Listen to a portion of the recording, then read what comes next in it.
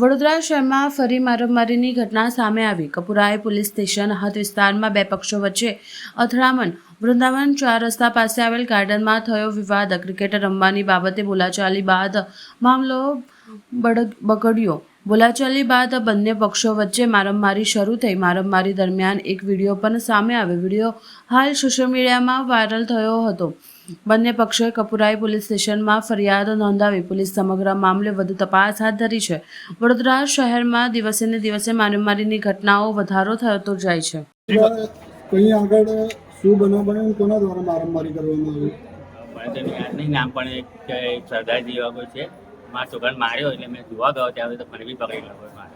કેટલા લોકો હતા? ટોળું હતું. વાડિયામાં બી 10 જણા હતા અને એ લોકોના બી 15 માણસો હતા.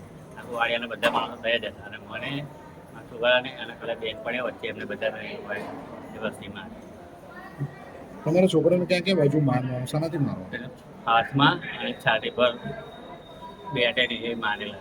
કેટલા લોકો હતા મારવામાં? મારા 3-4 જણ તો મારવા વાળા જ હતા, બાકી બધા પકડવાના ઉભા હતા વાડિયા વાળા. શું માંગ છે? એ બચી જતું હતું. પોલીસ ફરિયાદ કરી તમે? કરી કયા પોલીસ સ્ટેશન? કપૂરાઈ. શું માંગ છે તમારી? બસ એ જ ખાલી કે ભાઈ હવે અમને ન્યાય મળે. એટલે નહીં તો લોકો ધમકી આપે છે કે કાલ તમે બહાર નીકળશો તો તમને એ નહીં કરો. તમારું નામ શું છે? યોગેશ.